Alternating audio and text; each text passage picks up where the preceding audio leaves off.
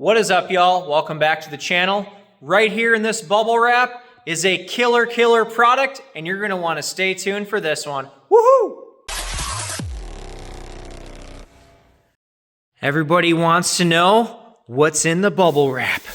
Oh, hell yeah. Wow, holy crap. What is that? Woo!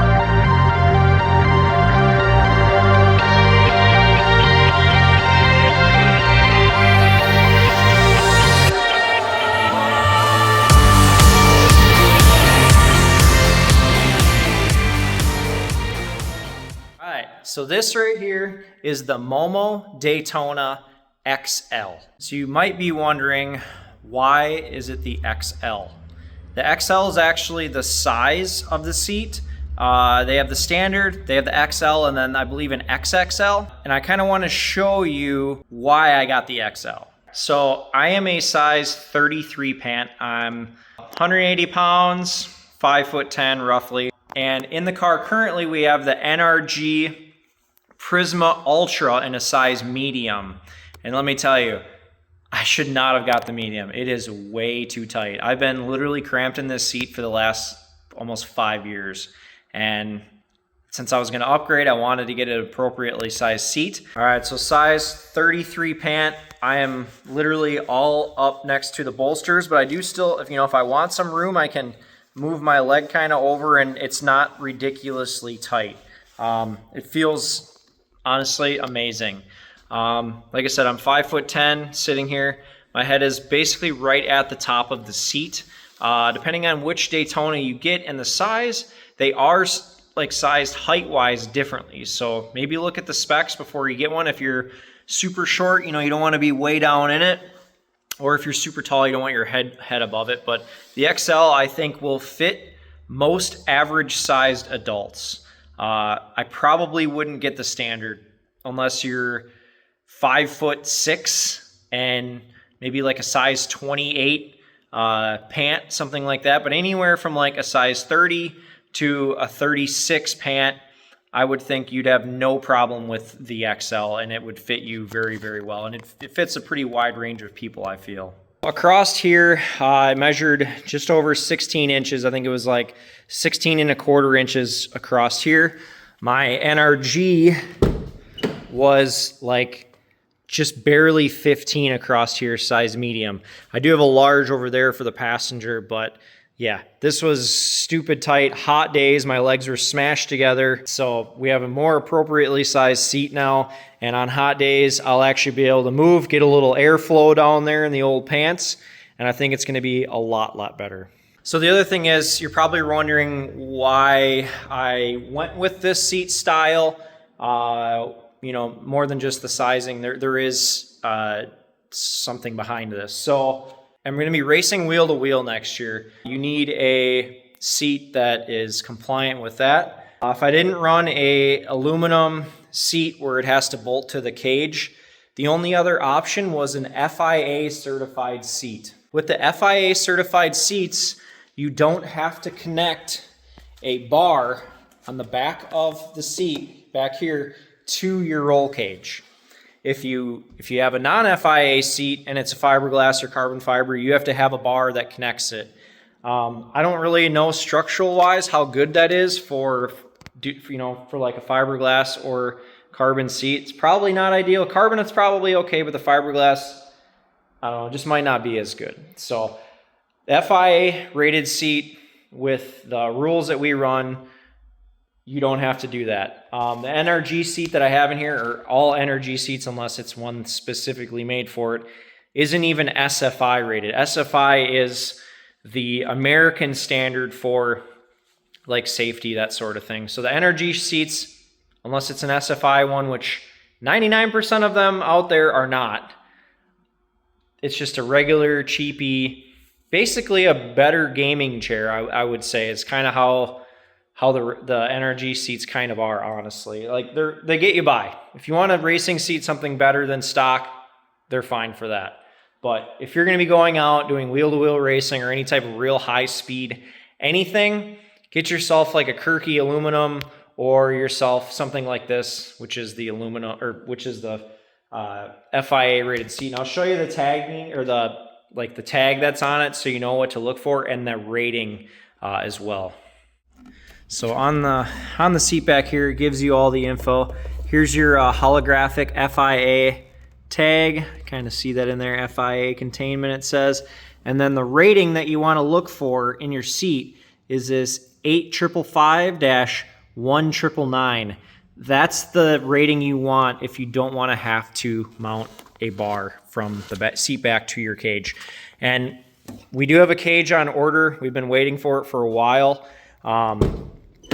It would kind of be with this style car and this setup, I feel like it would be kind of hard. You'd have to have a pretty big bar back to where the cage is going to be. So I think the style we went with is going to be the hot ticket. What you guys are probably wondering now is, how does it feel? So far, just sitting in it, it's pretty comfortable. Is it brand new vehicle nowadays comfortable? No, not by any means. Is it more comfortable than the NRG? To be honest, it feels pretty comparable. I don't think comfort-wise it feels any better or any worse than the NRG. It's just the safety aspect of it. I've seen some videos showing like a FIA rated seat against an NRG in high G load corners, and the NRG seats or any of the cheaper seats like that were flexing as much as 4 inches against, towards the door. If you were turning, say, right, they were flexing that much. Where these, you're only going to get maybe like a half an inch out of it, inch tops, but probably not even that. So these are way more rigid, and with the head rest here, it also helps out, so you don't get your head banging around. We'll have a full Hans device with the harnesses and everything. So yeah, it'll be pretty slick. The other thing to note with these seats, and I did not realize this, it's different than say NRGs. They do not come with the brackets. It just has the 2 holes there. That's it. So you will need your own brackets. If you buy the Momo ones, I think they're like $165. So they're not cheap. Plus, then you're going to need a bracket to go to your floor. If you're, say, running a Honda. I run the planted ones. I think the planted brand brackets are really good for the actual floor plate. So to save myself $165 here, which you can get the Sparko ones or something like that, which are cheaper. I think they're more like $100. What I'm going to do, I'm actually going to take the NRG bracket off of this seat, and I measured it out. It will fit. And then this here you can see is our planted bracket down here. These are really nice. They're not cheap at all. I want to say they're between $200 and $300 for this plate. But yeah, they're the kind of the cat's ass for this. But anyways, we're going to take this plate off of this seat and use that bracket, I should say. So yeah, that should be good. The other thing I would like to do is, I'll show you over here. I would like to add some sliders. I do have this kit. I bought these originally for that seat. The problem I ran into is my head is extremely close to the ceiling in here, and it made it worse with those, adding an extra almost 1.5 inches underneath this seat. So I'm going to retry it again, possibly, see if that's an option, because we're going to be doing endurance racing, and there might be multiple people driving this car. We're doing a 4 to 8 hour race depending, and we might do 4 driver changes. There might be, 4 different people running this car. So unless you're the same height as me, it could get pretty tricky with the pedal configuration. I have long legs. I'm not that tall, but I do have very long legs, so I feel like my seat is further back than somebody, with the same height as me, around that 5'10" range. So yeah, that's something I would hopefully like to try, is to do that. But fingers crossed, those NRG brackets should fit. I don't think we'll have to do much modifications to them. We may have to ream a hole out a little bit, worst case scenario, but I don't even think we'll have to do that. The other thing I was going to mention is, and I'll be doing a whole video on these being installed. I just wanted to give you guys a review on the seat before I install it, just so you have the info if you're looking for a reasonably priced high-end seat. I think these are between $700 and $800. The NRG Prismas, I think, are between $300 and $400, depending on where you get them. I am going to try to get the seat in here this week. Next week, we are getting the car dyno tuned.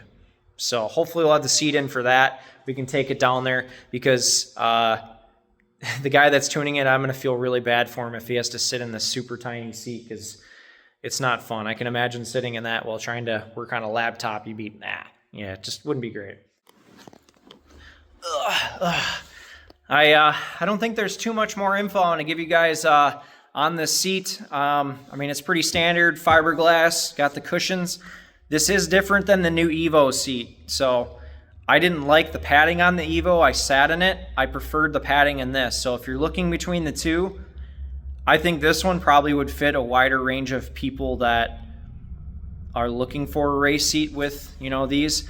It is in the same price range as the Race Quip seat. I sat in that also, pretty comparable. To be honest, I just kind of prefer the Momo brand over Race Quip, so that was why I went with it. I just think it's a little bit higher quality company. But yeah, the Daytona Evo is a little bit different than this. It's the same structure style, but the padding has huge blocks, and it's not like a solid pad all the way through. So if you're a little worried how one of these seats is going to fit, I would take the regular Daytona over the Evo. If you've sat in that style seat and you like it, go with that. But if you want something that is going to fit pretty much everybody, go with this, the Daytona XL by Momo. If you guys could, please like, subscribe, hit that bell for notifications, and we'll see you real soon on the next one. Woohoo!